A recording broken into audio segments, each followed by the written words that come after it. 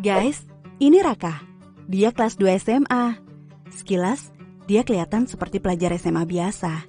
Tapi kalau diperhatiin lebih jauh, ada yang beda.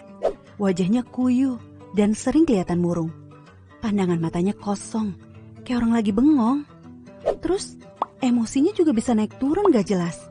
Kalau diajak ngobrol, bicaranya gak jelas dan seringkali gak nyambung. Setelah diselidiki, ternyata Raka adalah seorang pengguna narkoba. Nah, punya teman atau kenal seseorang yang mirip Raka nggak?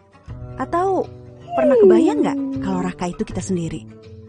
Narkoba atau sering juga disebut nafza, singkatan dari narkotika, psikotropika, dan zat adiktif lainnya, adalah istilah yang ngegambarin semua bahan atau senyawa yang bisa menyebabkan penurunan kesadaran dan bisa mengakibatkan ketergantungan kalau digunakan dengan tidak sesuai. Penyalahgunaan narkoba bisa membuat kita kecanduan yang akhirnya bikin kita terus-terusan mengkonsumsi narkoba dengan jumlah yang makin banyak pula.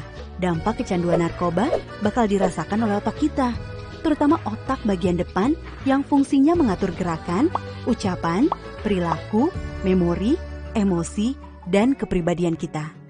Kita jadi nggak bisa berpikir jernih, gampang lupa, dan sulit berkonsentrasi. Emosi kita jadi nggak stabil, jadi gampang marah-marah atau ngamuk-ngamuk. Keluarga dan teman juga bisa jadi frustasi ngadepin kita yang kayak begini. Yang bikin serem, fungsi otak kita belum tentu bisa pulih lagi, walaupun kita udah berhenti menggunakan narkoba. Nah, bayangin sekarang, kalau ini terjadi di masa pandemi kayak sekarang ini. Udah kesepian, depresi, stres gara-gara pandemi, masih ditambah lagi depresi dan kesepian karena dijauhin teman dan keluarga. Kebayang gak sih, kita ngajakin teman untuk mabar game online, tapi gak ada yang mau?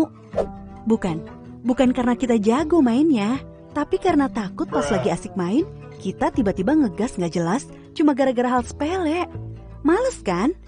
Bukan cuma itu, dampaknya ke tubuh kita juga bisa berbahaya loh. Beberapa hasil penelitian bilang kalau penyalahgunaan narkoba bisa berdampak pada penurunan kekebalan tubuh kita. Akibatnya tubuh jadi lebih gampang terserang virus, seperti virus corona yang lagi rame-ramenya sekarang ini. Makin serem kan? Nah, setelah tahu dampak negatif narkoba, terus gimana dong caranya supaya kita nggak kejerumus menyalahgunakan narkoba, terutama di masa pandemi seperti sekarang ini nih? Banyak teman-teman yang menggunakan narkoba gara-gara mereka merasa kesepian dan gak punya teman. Jadi mereka gak punya tempat curhat saat stres. Jadi hubungan pertemanan yang sehat itu penting banget buat ngebantu kita menghindari narkoba.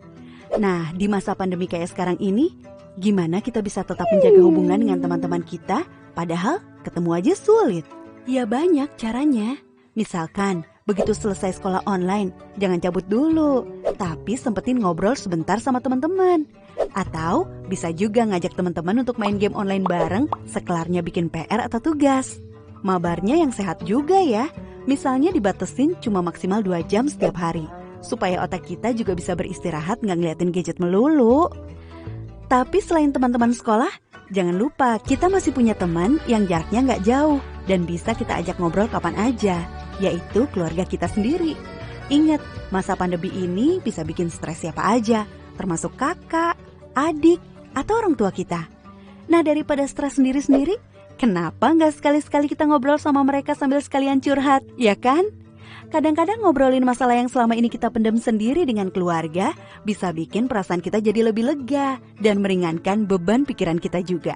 Terus kita juga mendingan cari kegiatan untuk mengisi waktu luang selama pandemi ini, biar gak kebanyakan bengong dan akhirnya malah jadi bikin kita iseng nyoba-nyoba hal yang gak baik, termasuk nyoba-nyoba pakai narkoba. Banyak loh kegiatan yang bisa kita lakuin selama masa pandemi ini. Misalnya nekunin hobi baru seperti nyusun puzzle, main Rubik Cube, berkebun, menulis, dan banyak lagi. Atau belajar hal-hal baru di internet, misalnya belajar main alat musik, belajar menggambar, belajar masak, dan lain-lain. Atau video call sama teman-teman untuk ngebahas konten terbaru dari YouTuber atau selebgram favorit. Atau bisa juga melakukan kegiatan religius, hati jadi tenang. Atau malah coba-coba bikin konten sendiri untuk diunggah ke akun medsos kita. Misalnya bikin konten tutorial make up, masak, atau bikin kerajinan tangan. Atau bikin konten nyanyi cover lagu pakai gitar. Lumayan kan? Iseng-iseng tapi kalau banyak yang nonton bisa menghasilkan juga. Atau coba deh, keluar ke halaman depan rumah, terus coba lakuin olahraga ringan sambil menghirup udara luar. Pasti pikiran kamu jadi lebih segar dan suasana hati kamu jadi lebih positif. Nah, selain berusaha menghindari pengaruh narkoba kepada diri kita sendiri, kita bisa juga membantu teman-teman kita untuk menghindari penyalahgunaan narkoba. Istilah kerennya, kita bisa ikut jadi agen perubahan gitu. Banyak loh teman-teman yang terjebak kecanduan narkoba karena mereka menerima informasi yang salah tentang narkoba. Misalnya, ada yang mendapat info kalau narkoba bisa bikin badan kita jadi lebih bagus bentuknya. Atau ada juga info yang bilang kalau narkoba bisa membantu kita berkonsentrasi. Nah, kita bisa ngelakuin sesuatu untuk membantu teman kita itu dengan cara ikut nyebarin informasi dan edukasi yang benar tentang narkoba lewat akun medsos kita misalnya. Dengan begitu, kita membantu teman-teman kita untuk mengambil keputusan yang benar juga. Tapi yang paling penting, kita harus bisa nerima diri kita sendiri apa adanya. Salah satu alasan utama banyak teman-teman kita yang terjerumus menggunakan narkoba adalah karena mereka takut nggak diterima di lingkungan sosial atau takut nggak diakui oleh teman-teman. Kita harus bisa cinta sama diri kita sendiri karena tiap manusia itu istimewa dan unik.